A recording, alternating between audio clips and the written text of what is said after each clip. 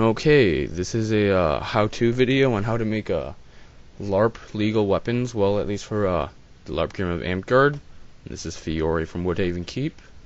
So for beginners, I'm just going to go over the materials you'll probably need. Well, obviously, you'll need, arrows of some kind. Right now I have about the 28-inch carbon alloy arrows. You can use aluminum or carbon. It's really up to you what you want to use. Most people prefer carbon because in the game people will step on your arrows and aluminum tends to bend. I know, I've tried it. So yeah, it's up to you. They're a little expensive. Don't be shocked when you see the $60 tag or whatever, but I usually just get mine from Dick's. This was 12 arrows for 60, so it's a pretty good deal. So yep, you will probably also need, no, not probably, definitely need washers. These little metal washers.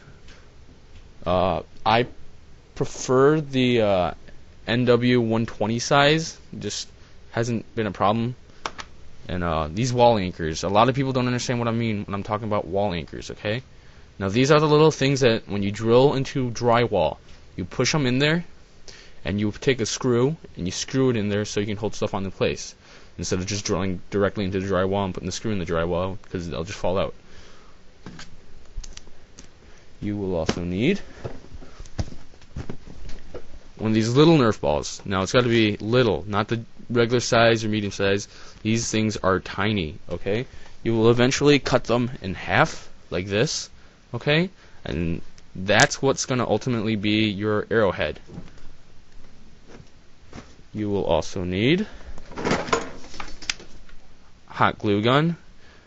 It's a little safer than Gorilla Glue or any of the other like foaming glues. If you don't have one, they're not that expensive really. You can get them at a dollar store for the cheaper ones. I got this one for about $5 at Home Depot, the Stanley ones, heavy duty. You will need scissors, obviously. Oh, if you buy a hot glue gun, totally forgot. Don't forget the refills because you'll be needing quite a bit of them. Measuring tape. I'm ghetto, so I have the old school pull-out ones.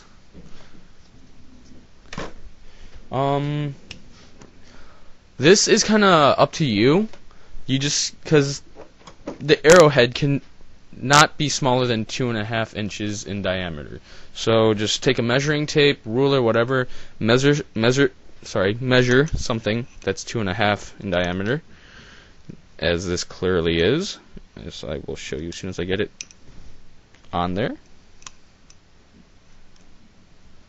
Alright, as you can see, right over there.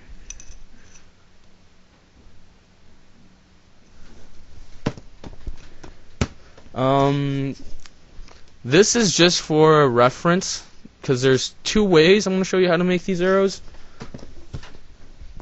For the inner core of the arrowhead that goes over the washer, I have these foam golf balls, okay? Not real golf balls, not wiffle golf balls, not plastic. Foam, okay? You gotta remember, foam. And then you have camp pad foam, okay? Now, I'll just explain this now. You can either put this over the washer for the core of the arrowhead, or you can put a couple layers of this, because this will still work, okay? And in the end, you'll get an arrow that looks like this, okay? And just to show you people who are, questioning if it's legal or not, 2.5 inches, remember, perfectly fine, doesn't go in.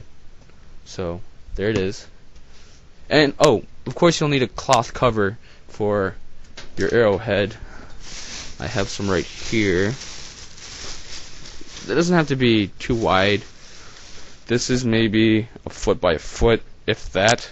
I'm going to actually guess this is about 9 inches. So those are the basic materials that you'll need. I also forgot to mention you'll need something to tie the cloth onto the arrowhead. Now, regular string, thread, whatever, doesn't work well because it doesn't, stretch. So after a while, the cloth gets loose, the arrowhead gets loose, and that's very dangerous. So the best thing to do is go to Joann's or some fabric place and get one of these like stretchy elastic band things, kind of like the things in sweatpants. Now these are pretty cheap and they hold together really tight, so best thing.